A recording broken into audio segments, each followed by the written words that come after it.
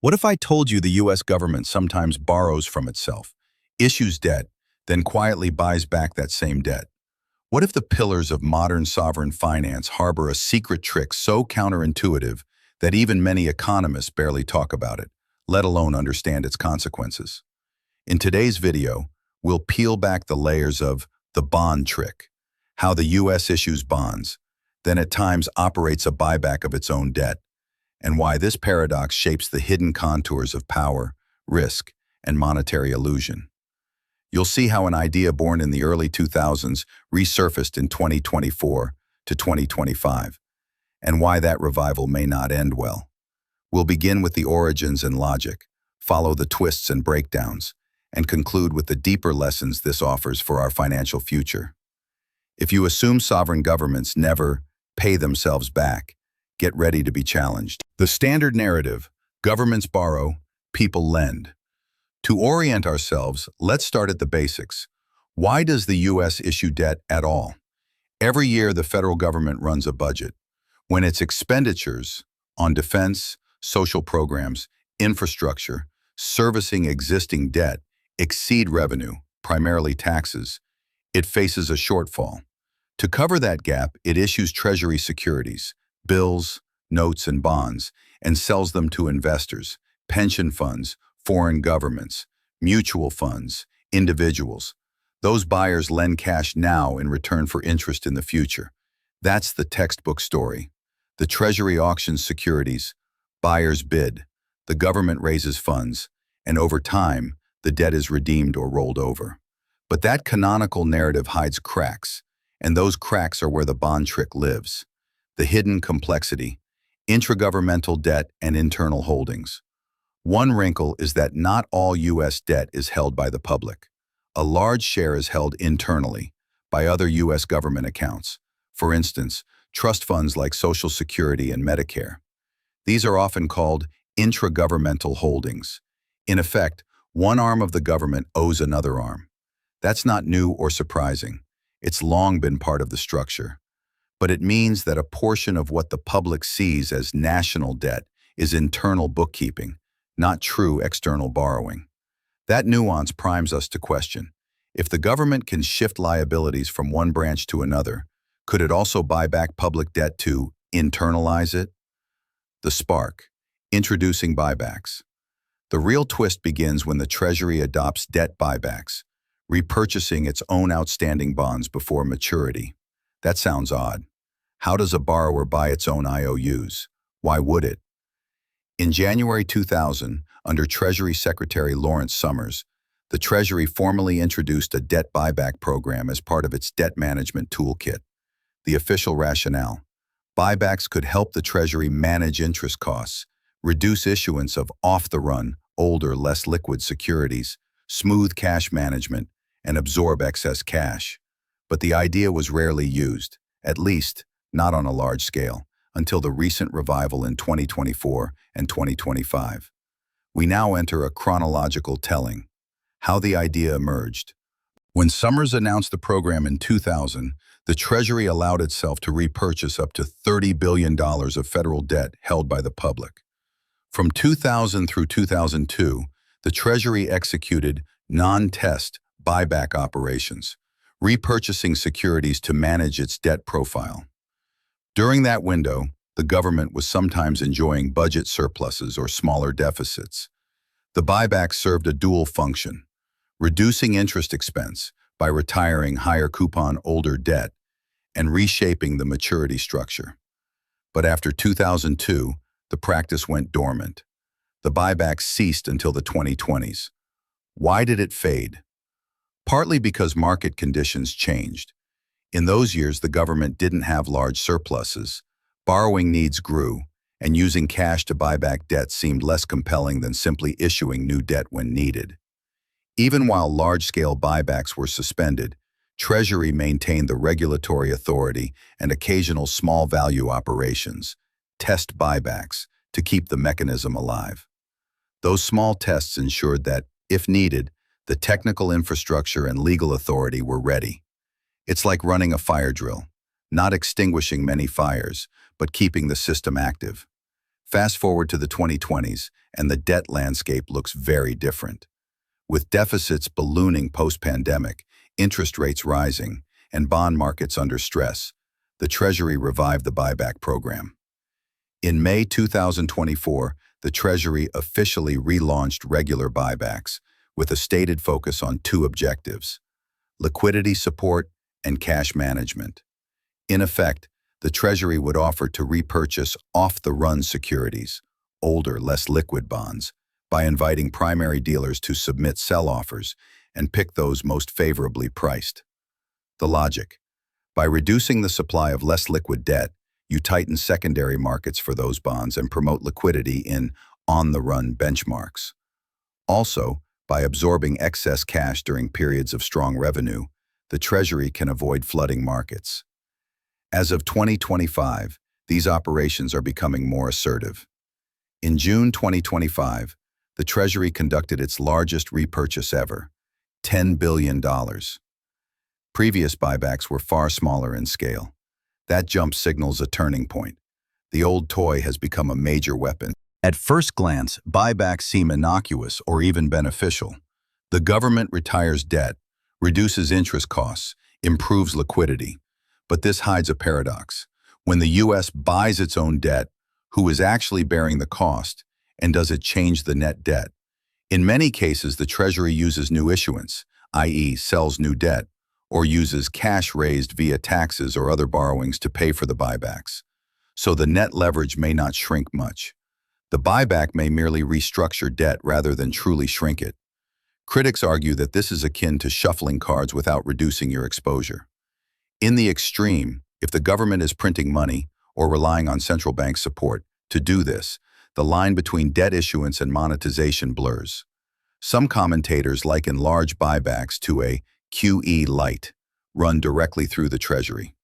The more the Treasury intervenes in the debt market, the more distortions creep in. Bond yields, spreads, and liquidity patterns can be warped by a buyer, the issuer, actively repurchasing certain securities. That distorts price discovery. Which securities are truly cheaper or richer becomes harder to assess. Furthermore, if market participants grow reliant on the Treasury absorbing risk, then when the Treasury steps back, those pressures can re-emerge abruptly. Another risk: the larger the buybacks, the more they may compete with regular auctions, pushing yields in unpredictable ways or crowding out other participants' demand. If the Treasury appears as a major buyer and seller in the same markets, credibility and incentives begin to merge. One major danger lies in the accounting.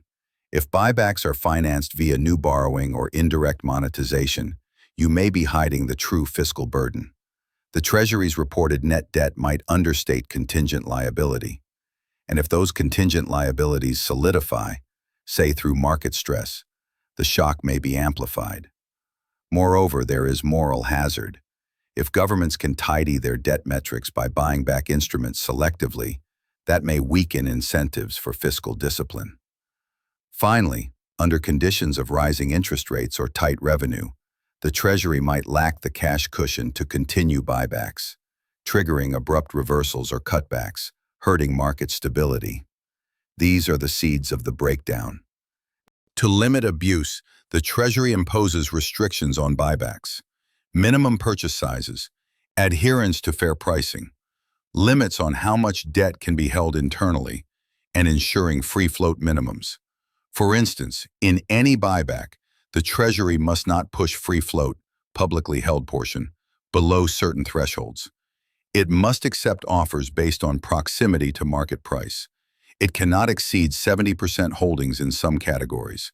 These constraints are meant to prevent the kind of issuer dominates its own market distortion. Some analysts propose limiting buybacks to only marginal adjustments or only target certain maturity buckets, rather than full scale.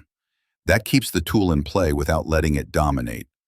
Others suggest that buybacks should be fully funded from cash surpluses, not new debt, making them true paydowns, not reshuffles. Yet those fixes often fail in times of pressure. When deficits widen, cash is scarce, or market stress intensifies, fiscal prudence may give way to expediency.